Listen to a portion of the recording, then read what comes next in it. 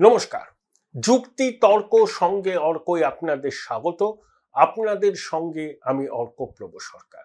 ভারত সরকার একটা সিদ্ধান্ত নিয়েছে, এই নিয়ে বিগত 2-3 মাসে 3টে সিদ্ধান্ত। শেষ সিদ্ধান্তটা হচ্ছে 2-1 দিন আগে নেওয়া, বাংলাদেশ থেকে পাটজাত দ্রব্য, কাঁচা পাট আর ল্যান্ড পোর্ট দিয়ে ভারতে আসবে না। যদি বাংলাদেশে যারা পাট রপ্তানি করেন, তারা পাট রপ্তানি করতে চান, তাদেরকে মুম্বাই বন্দর মানে সমুদ্র বন্দর ব্যবহার করতে হবে। যারা পাট রপ্তানি করেন বাংলাদেশে, তারা বিপদে পড়বে। এর আগে আমরা বস্ত্র সামগ্রী, প্যাকেজ ফুড অনেক, সেগুলো রপ্তানির উপর নিষেধাজ্ঞা দিয়েছি, ট্রান্সশিপমেন্ট বাতিল করেছি। এটা হচ্ছে লেটেস্ট। এবং 2026 সালে ভারত বাংলাদেশের মধ্যে গঙ্গা জল চুক্তির 30 বছর পূর্ণ হচ্ছে। 96 সালে হারাদনহাল্লি ডাড্ডে গৌড়া দেবে গৌড়ার সরকার এবং তৎকালীন বাংলার মুখ্যমন্ত্রী জ্যোতি বসুর উদ্যোগে শেখ হাসিনা সরকারের সঙ্গে এই চুক্তি হয়েছিল। 2026 সালে এই চুক্তি শেষ হচ্ছে, নতুন করে নবীকরণ হবে। অনেকে বলেছিলেন যে ভারত বাংলাদেশের সম্পর্ক, তাতে গঙ্গা জল চুক্তির একটা বিরাট গুরুত্ব আছে, আপনারা কিউসেক সর্বস্ব পাটিগণিতের মধ্যে নিজেদের বিচার বিবেচনাকে সীমাবদ্ধ রাখবেন না। কিন্তু এখন যা পরিস্থিতি, আমাদের কিউসেক সর্বস্ব পাটিগণিতেই সীমাবদ্ধ রাখতে হবে। প্রতিবেশীকে এসো আমার ঘরে এসো বলবো, উদার হব, নিজেদের স্বার্থ বিঘ্নিত করে প্রতিবেশীর সঙ্গে সুসম্পর্কের জন্য তাদের বাড়তি ছাড় দেব, সে দিনকাল আর নেই। তাই এখন ওই কিউসেক সর্বস্ব পাটিগণিতকে মাথায় রেখেই ভারত বাংলাদেশের মধ্যে গঙ্গা জল চুক্তিকে পুনর্মূল্যায়ন করতে হবে এবং ভারতের স্বার্থ সর্বাগ্রে রক্ষা করে তারপরে চুক্তির পুনর্নবীকরণ করতে হবে।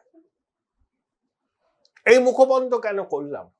মুখবন্ধ করলাম তার কারণ আছে, আপনারা জানেন। অনেকে বাংলাদেশে হিন্দু বিদ্রোহ হচ্ছে। ঢাকার অদূরে খিলক্ষেতে দুর্গা মন্দির ভেঙেছে, আমাদের মাতৃ প্রতিমাকে অসম্মান করে ট্রাকে তুলে নিয়ে গিয়ে কোথায় ফেলেছে কেউ জানে না। ওখানে পুজো হয়, মন্দির তৈরি হচ্ছে।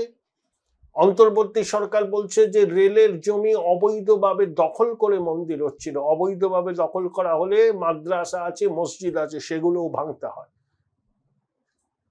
করবে না, ক্ষয়ের ছেলে ইউনুস করবে না। আন্তর্জাতিক খ্যাতি সম্পন্ন পাঠপাড়াটা করবে না। ঢাকা প্রেস ক্লাবের সামনে বাংলাদেশের হিন্দুরা মানববন্ধন করেছে এবং পরিষ্কার করে তারা বলে দিয়েছে, হিন্দু বৌদ্ধ খ্রিস্টান ঐক্য পরিষদ, যে এনাফ ইজ এনাফ। লালমনিরহাটে কি হয়েছে? এটি সেলুন চালার বাবা ছেলে, সেখানে গেছিলেন কয়েকজন, 10 টাকা কম দিয়ে চলে আসছিলেন সেলুন ছেলে। তা সেলুনের বাবা ছেলে প্রতিবাদ করে, তারাই সেলুনটা চালান। তখন তাদেরকে ধর্ম অবমাননার অভিযোগ দিয়ে ফাঁসিয়েছে, অত্যাচার করেছে, জেলে পুরেছে। তৌহিদি জনতা, চিন্ময় প্রভু বিনা বিচারে আটক। এখনো যারা ভারত বাংলাদেশ সম্পর্ক মসৃণ করতে চান, তাদেরকে বলি, আগে আপনারা হিন্দুদের যেভাবে পরিকল্পিতভাবে নিধন করা হচ্ছে তার বিরুদ্ধে সওয়াল করুন। বাংলাদেশের হাই কমিশনার তো 14 তলায় গেছিলেন, বঙ্গেশ্বরীকে জানিয়েছেন আমাদের উদ্বেগের কথা। ওখানে হিন্দুরা আক্রান্ত হচ্ছে, হিন্দুদের লুটপাট করা হচ্ছে, এথনিক ক্লিনজিং করতে চাইছে দুর্বৃত্ত ইউনুসের সরকার। যারা বাংলাদেশের হিন্দু বৌদ্ধ খ্রিস্টান ঐক্য পরিষদ বলেছে যে ইউনুসের সরকার হচ্ছে মৌলবাদীদের সরকার, দুষ্কৃতীদের সরকার, মুক্তিযুদ্ধ বিরোধী সরকার। এই সরকার মুখে যাই বলুন না কেন, আসল লক্ষ্য হচ্ছে বাংলাদেশের সব সমস্যার মূলে হচ্ছে হিন্দুরা। হিন্দুদের পেটাও, হিন্দুদের খেদাও, হিন্দুদের বাড়ি সম্পত্তি দখল করো, হিন্দু পরিবারকে জোর করে ধর্মান্তরিত করো, হিন্দু মহিলাদের জোর করে ধর্মান্তরিত করে বিবাহ করো। এটাই তো যে দেশে একসময় 22% হিন্দু ছিল, এখন কমতে কমতে 8%-এর নিচে নেমেছে। কিন্তু হিন্দুরা বলেছে এই পরিস্থিতি যদি না বদল হয় কয়েকদিনের মধ্যে, তাহলে তারা ভোট দেবেন না, সর্বত্র তারা সরকারকে বয়কট করবে। এই যে উপদেষ্টা পরিষদে একজনও হিন্দু নেই, এতগুলো সংস্কার কমিটি একজনও হিন্দু নেই, আর আন্তর্জাতিক খ্যাতি সম্পন্ন বাটপার খয়ের ছেলেরা কি বলছে? হ্যাঁ, সবার জন্য বাংলাদেশ, অসাম্প্রদায়িক বাংলাদেশ, গণতান্ত্রিক বাংলাদেশ। বিদেশি সংবাদ মাধ্যম এই মালটাকে ল্যাংটো করে দিয়েছে। ইকোনমিস্ট কি বলেছে? ইকোনমিস্ট বলেছে যে ইউনূসের পার্টি, ওই কিংস পার্টি, জাতীয় নাগরিক পার্টি, তাদের সমর্থন মাত্র 5%।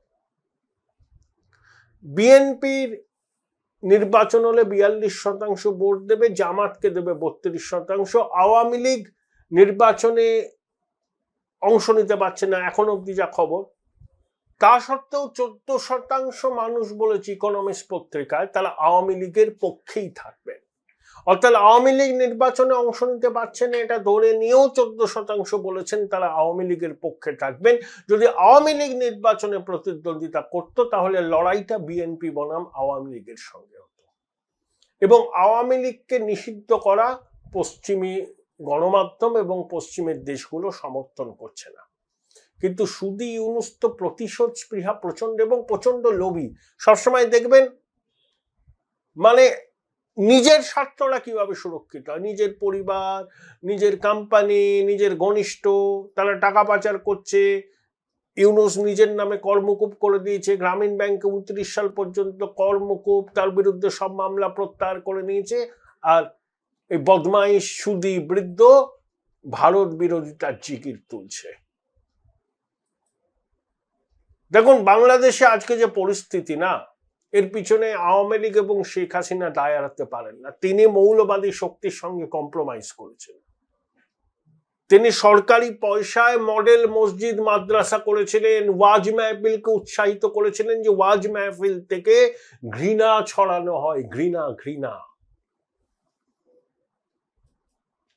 আওয়ামী লীগের নেতারা যতই বলুন না কেন সেই বিষবৃক্ষের রোপণ তারা করেছিলেন, সেই বিষবৃক্ষ এখন ফুল ফলে পূর্ণ হয়ে গেছে। তাদেরকেই গিলে খেতে চাইছে ওই জঙ্গি জেহাদিরা। এটাই তো বাস্তব। আওয়ামী লীগ দায় এড়াতে পারে না। কিন্তু প্রশ্ন হলো হিন্দুদের তো পিঠ দেয়ালে থেকে গেছে। আওয়ামী লীগের সময় তারা অত্যাচারিত হয়েছিলেন, বিএনপির সময় হয়েছিলেন, আওয়ামী লীগের সময় হয়তো এরকম হয়নি, এখন প্রতিদিনই হয়, কোথাও না কোথাও হয়, সব খবর তো বাইরে আসে না। তা ইউনূসের আমলে সংবাদ মাধ্যমের তো কোনো স্বাধীনতা নেই। রাজাকার প্রেস সচিব, বড় বড় বাতেলা প্রধানমন্ত্রী নরেন্দ্র মোদীর নামে মিথ্যা কথা বলেছিল, যেটা মোদীজি বলেননি ইউনূসকে, ও মিথ্যা কথা বলেছিল। এরকম প্রেস সচিব, ওর বংশ পরম্পরা ঘাটুন, দেখবেন মুক্তিযুদ্ধ বিরোধী শক্তি, ও কোনো অপশক্তির ঔরসজাত। এবং ইউনূসের সহযোগী সবকটাই তাই, অপশক্তির ঔরসজাত। তাহলে হিন্দুরা চরম পত্র দিয়েছেন, কারণ তাদের দেয়ালে তো পিঠ থেকে গেছে। এবার যদি তারা প্রত্যাঘাত না করে গণতান্ত্রিক ভাবে, তাহলে তাদের সব খোয়াতে হবে। কিন্তু আমরা কি করছি? পশ্চিমবঙ্গের হিন্দুরা আমরা কি জাগছি না? আমরা কি ওপার বাংলার সনাতনীদের পাশে দাঁড়াতে পারছি না? ওই চাঁদ সদাগরের মনসা পুজো করার মতো প্রতিবাদ করে হবে না, সর্বাত্মক প্রতিবাদ করতে হবে। ভারত সরকার এবং রাজ্য সরকারকে বাধ্য করতে হবে সদর্থক পদক্ষেপ নিতে। শুধু কূটনৈতিক ভাবে হবে বলে মনে হয় না। বৃহৎ শক্তি ভারত, আমাদের বাংলাদেশকে গিলে খেতে কতক্ষণ লাগবে? হাঁ করলেই বাংলাদেশ ঢুকে যাবে। Join Indian Institute of Hotel Management now. Right choice, right decision. তো বাঙালি হিন্দুদের, এখানকার হিন্দুদের জাগতে হবে। কেন্দ্রীয় সরকার কূটনৈতিক পথে করছে, কিন্তু শুধু কূটনৈতিক পথে সমাধান হবে না। এখন ওই সোনালী সম্পর্কের বিষয়টা ভুলে যেতে হবে। আগে হিন্দুদের বাঁচান বাংলাদেশে। বাংলাদেশে হিন্দু শূন্য হলে সেটা আমাদের পাশের আফগানিস্তান হবে, সেটা ভারতের পক্ষে আরো বিপদ। হিন্দুদের প্রোটেক্ট করতে হবে যে কোনো মূল্যে, এবং পশ্চিমবঙ্গের হিন্দুদের পথে নামতে হবে, নিজেদের একজোট হতে হবে। এক থাকলে সেফ থাকবে, এক হয় তো সেফ হয়। এখন সবকিছু ভুলতে হবে, হিন্দুদের একজোট হতে হবে। আমাদের পড়োশী বাংলাদেশের হিন্দু ভাই বোনদের প্রতি সংহতি জানিয়ে, এবং শুধু সংহতি জানিয়ে মোমবাতি মিছিল করে প্রেস ক্লাব বিবৃতি দিয়ে হবে না, এমন ভাবে প্রতিবাদ করতে হবে যাতে রাজ্যের সরকার, কেন্দ্রের সরকার সদর্থক পদক্ষেপ নেয়। যা নিয়েছে কেন্দ্রের সরকার নিয়েছে, কঠোর পদক্ষেপ নিয়েছে, বাংলাদেশকে আমরা ভাতে মারব এবার। কিন্তু রাজ্য সরকার ওরা কিছু করবে না, কারণ হিন্দুদের স্বার্থ রক্ষা রাজ্য সরকারের কাছে প্রায়োরিটি নয়। দুধেল গাইদের যাতে ঠিক থাকে, যাতে ভোট ব্যাংক ঠিক থাকে, সেটা নিশ্চিত করা তাদের লক্ষ্য। তাই হিন্দুদের লড়াইটা হিন্দুদের করতে হবে। কত মানুষ ভিটে মাটি খুইয়ে সম্ভ্রম হারিয়ে কোন রকমের পৈতৃক প্রাণটা হাতে নিয়ে ওদেশ ছেড়েছিলেন, সেই স্মৃতি তো এখনো মরে যায়নি, আমাদের তাজা আছে, আরো তাজা করুন।